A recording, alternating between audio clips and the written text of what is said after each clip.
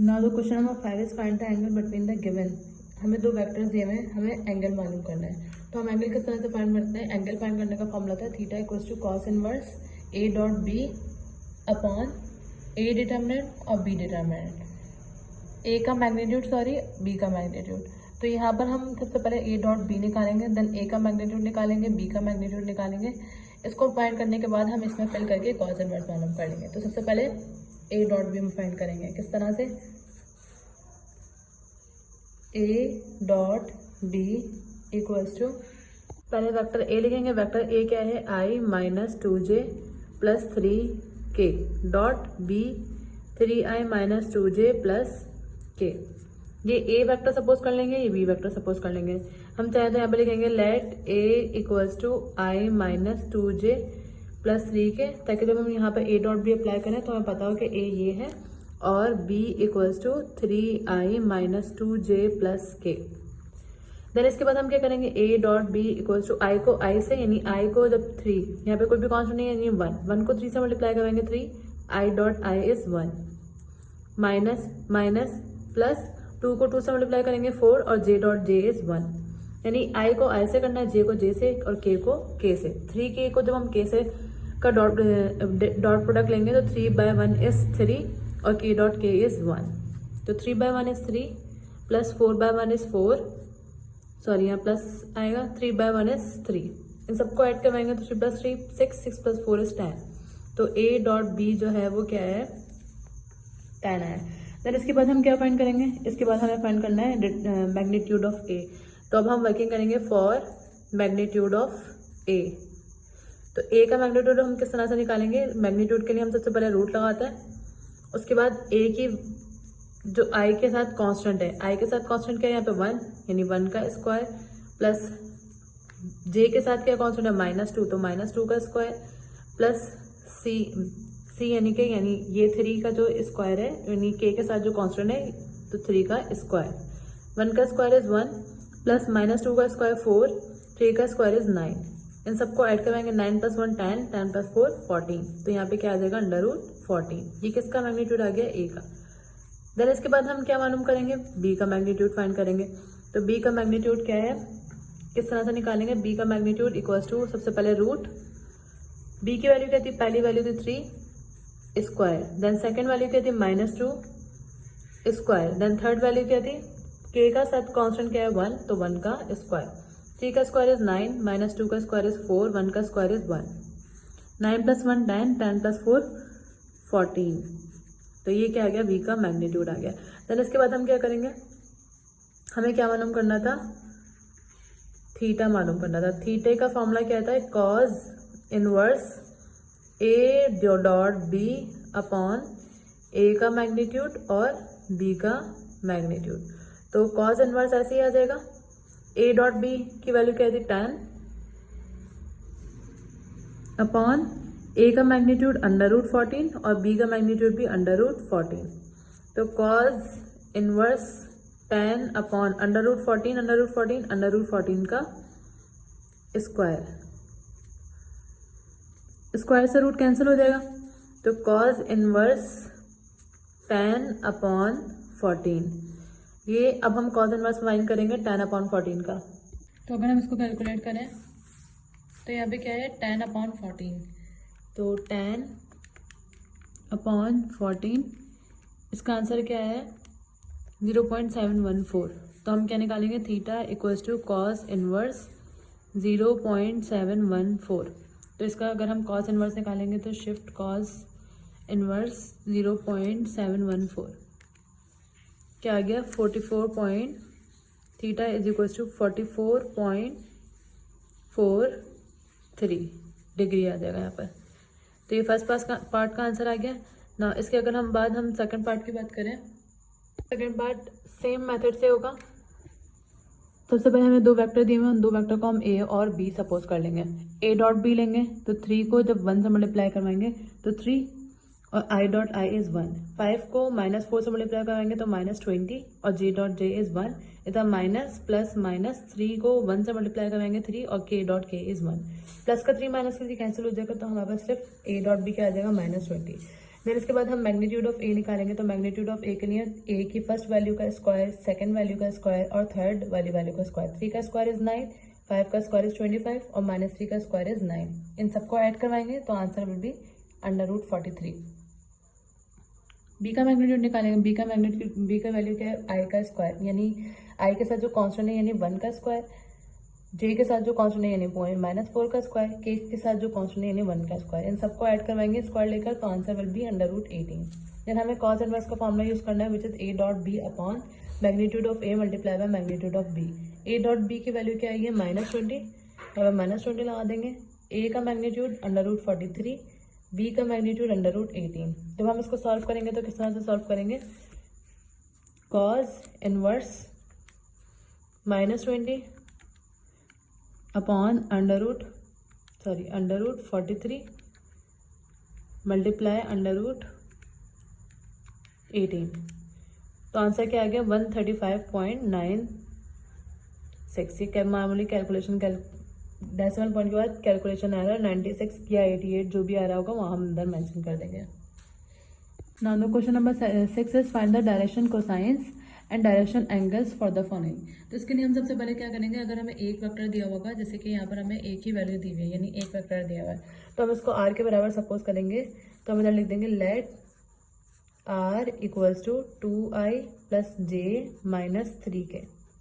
उसका मैग्नीट्यूड निकालेंगे। तो r का ये वेक्टर है, इसका मैग्नीट्यूड हम किस तरह से निकालेंगे, तो मैग्नीट्यूड हम निकालते हैं, सबसे पहले रूट लगाते हैं, उसके बाद फर्स्ट वैल्यू का स्क्वायर प्लस j के साथ कॉन्स्टेंट क्या है 1 का स्क्वायर प्लस k के साथ कांस्टेंट क्या है -3 का स्क्वायर आ गया।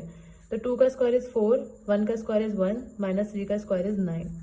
इन सबको ऐड करवाएंगे तो आंसर विल बी 4 + 1 5, 5 + 9 14। तो यहाँ पे क्या आ जाएगा √14।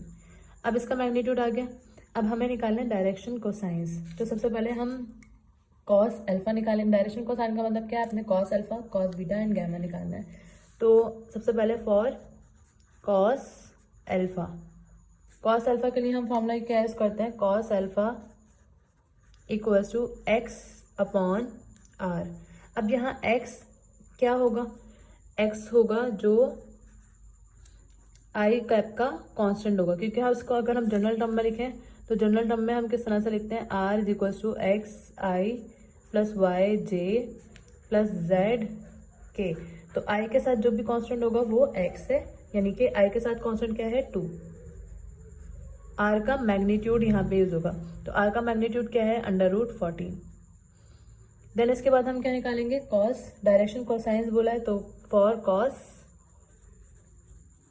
बीटा आ जाएगा यहाँ पर। इसी तरह फॉर कॉस गैमा आ जाएगा।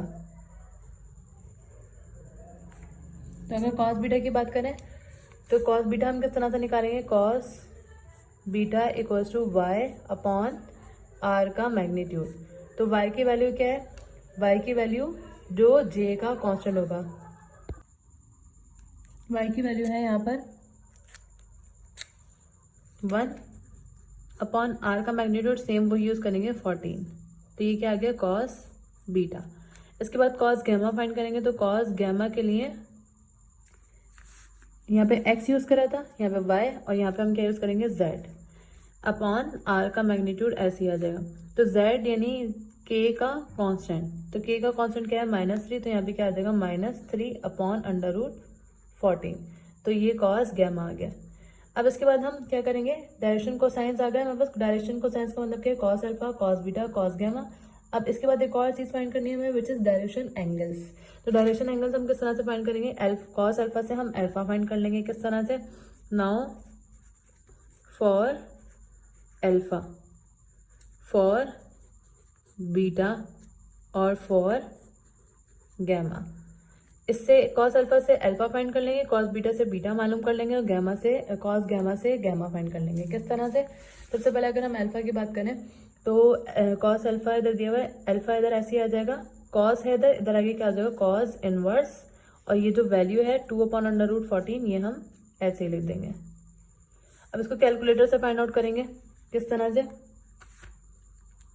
कॉस इनवर्स, या फिर अगर फंक्शन आपके कैलकुलेटर में पूरे नहीं होंगे तो हम पहले 2/√14 निकालेंगे। किस तरह, 2 √14 इसको फाइंड कर लेंगे। ये क्या आया है 0.534, तो कॉज इनवर्स 0.534। अब इसका कॉज इनवर्स निकाल लेंगे। कॉज इनवर्स आंसर क्या आ रहा है 57.68, तो अल्फा की वैल्यू क्या आ गई 57.688। या अगर हम इसको डायरेक्ट निकालें तो किस तरह से फाइंड करेंगे, कॉज इनवर्स 2/√14, तो answer will be same 57.688। Then इसके बाद हम क्या मालूम करेंगे, बीटा मालूम करेंगे। बीटा हम कॉस बीटा से फाइंड करेंगे, तो बीटा हम यहाँ पर रहने देंगे, कॉस इधर है, इधर आगे क्या हो जाएगा कॉस इनवर्स 1/√14। तो अब हम डायरेक्टली ही इसका आंसर लिख देंगे किस तरह से, कॉस इनवर्स 1/√14, तो आंसर विल बी 74.49। बीटा का आंसर क्या है 74.49, क्योंकि ये एंगल है तीनों तो डिग्री में आ जाएंगे। फिर इसके बाद गैमा के लिए हम कॉस गैमा से फाइंड करेंगे, तो गैमा यहाँ ऐसे ही रहेगा कॉस इनवर्स -3/√14, तो कॉस इनवर्स -3/√14, तो आंसर क्या आ गया गैमा का 143.30। इस क्वेश्चन में हमें ये मालूम करना था direction cosines which is cos alpha, cos beta, cos gamma, and direction angles which are alpha, beta and gamma. Now next part पे चलते हैं। Now the second part is 2i - j + 5k। तो उसमें भी हम सेम वही working करेंगे, इसको r के बराबर ले लेंगे। देन हमें r का मैग्नीट्यूड फाइंड करना है, तो r का मैग्नीट्यूड हम किस तरह से फाइंड करते हैं, अंडर फर्स्ट वैल्यू का स्क्वायर प्लस j के साथ कॉन्स्टेंट क्या है -1 का स्क्वायर प्लस 5 का स्क्वायर, तो 2 का स्क्वायर इज 4, -1 का स्क्वायर इज 1, 5 का स्क्वायर इज 25। 4 + 5 1, 5 + 25 इज 30, तो यहाँ पे क्या आ गया अंडर√30। ये r का मैग्नीट्यूड आ गया। अब हमें डायरेक्शन कोसाइंस और डायरेक्शन एंगल निकालना है, तो सबसे पहले हम क्या लिखेंगे, फॉर कॉस अल्फा। तो हमने यहाँ क्या लिख दिया, for cos alpha, for cos beta, क्योंकि हमें डायरेक्शन कोसाइंस निकालनी है। तो सबसे पहले हम ये मालूम कर लें, फॉर कॉस गैमा। ये तीन निकालेंगे डायरेक्शन कोसाइंस, इनसे फिर हम अल्फा, बीटा और गैमा निकाल लेंगे। तो सबसे पहले अगर हम कॉस अल्फा देखें, तो कॉस अल्फा हम किससे निकालते हैं, कॉस अल्फा = x/r का मैग्नीट्यूड। तो x क्या है, i का कांस्टेंट यानी कि 2, r का मैग्नीट्यूड अंडर√30, तो ये क्या आ गया कॉस अल्फा। देन इसके बाद हम कॉस बीटा फाइंड करेंगे, तो कॉस बीटा = हमने क्वेश्चन में मिस्टेक करी, यहाँ पे 2i - 4j है, तो 4j, तो 4 का स्क्वायर क्या आ जाएगा 16, और जब हम इसको ऐड करवाएंगे तो यहाँ पे क्या आ जाएगा अंडर√45, यानी कि यहाँ पे भी क्या आ जाएगा 2/√45। क्वेश्चन में मिस्टेक हो गई थी, यहाँ पर 4 आएगा, j के साथ 4 आएगा। देन इसके बाद कॉस बीटा = y/r का मैग्नीट्यूड, तो y की वैल्यू क्या है, y की वैल्यू है -4 डिवाइडेड बाय अंडर√45, ये क्या आ गया कॉस बीटा। इसी तरह कॉस गैमा फाइंड करेंगे, तो कॉस गैमा = z/r का मैग्नीट्यूड, तो z की वैल्यू क्या है इधर, z की वैल्यू k का कांस्टेंट यानी कि 5/r का मैग्नीट्यूड, r का मैग्नीट्यूड इज अंडर√45, तो ये क्या आ गया कॉस गैमा। अब हमें क्या मालूम करना है, अल्फा, बीटा और गैमा, इन्हीं से फाइंड करेंगे। तो हम इधर क्या लिख देंगे, फॉर अल्फा, फॉर बीटा और फॉर गैमा। तो सबसे पहले क्या है, फॉर अल्फा, तो अल्फा यहाँ पर ऐसे ही रहेगा, कॉस है, कॉस इनवर्स हो जाएगा, कॉस इनवर्स 2/√45। तो इसको अगर हम कैलकुलेट करें, तो कैलकुलेट करने से आंसर क्या आएगा, कॉस इनवर्स है, कॉस इनवर्स 2/√45, क्या आंसर आया 72.65। तो हम इधर क्या लिख देंगे, अल्फा = 72.65। देन इसके बाद बीटा फाइंड करेंगे कॉस बीटा से। बीटा इक्वल्स टू क्या हो जाएगा, cos inverse -4/√45।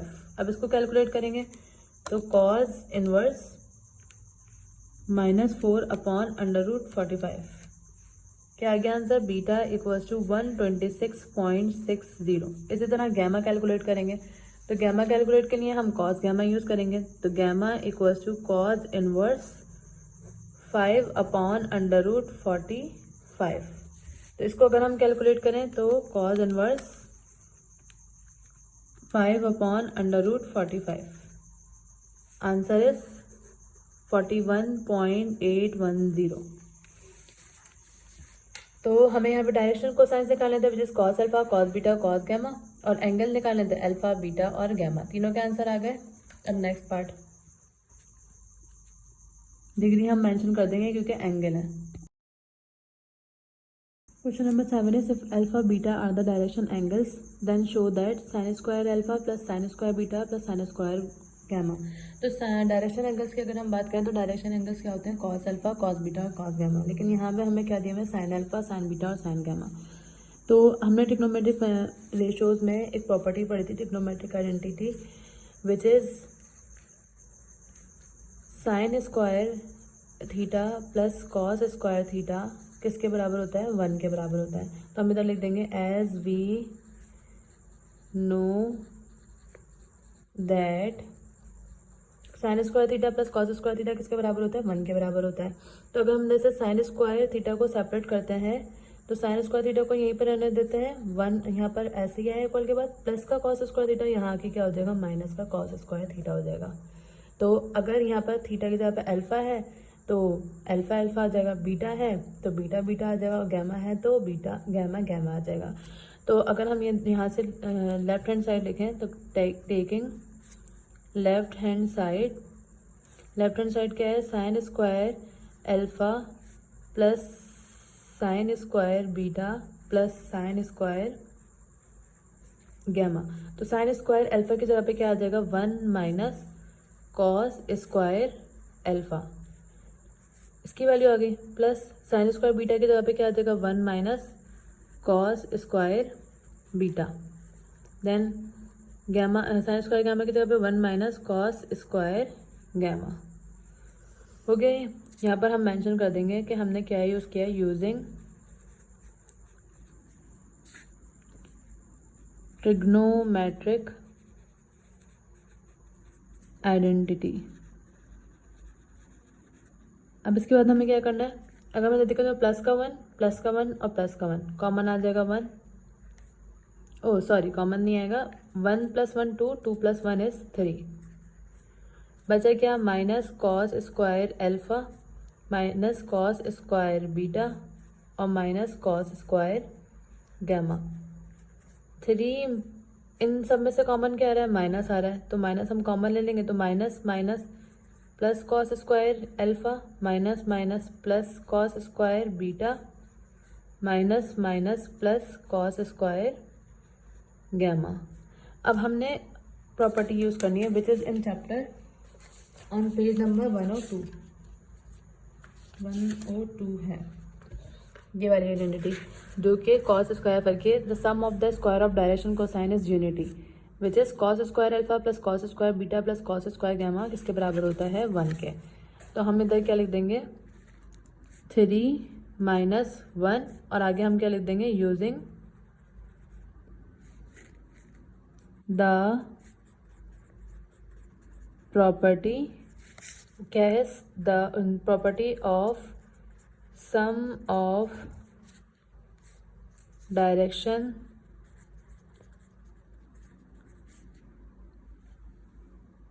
Cosines is unity. हमने यहाँ प्रॉपर्टी यूज़ की है तो 3 माइनस 1 क्या आ जाएगा इधर, 2। तो राइट हैंड साइड में हमें 2 ही प्रूव करना था, तो हम यहाँ क्या लिख देंगे, left hand side equals to right hand side proved.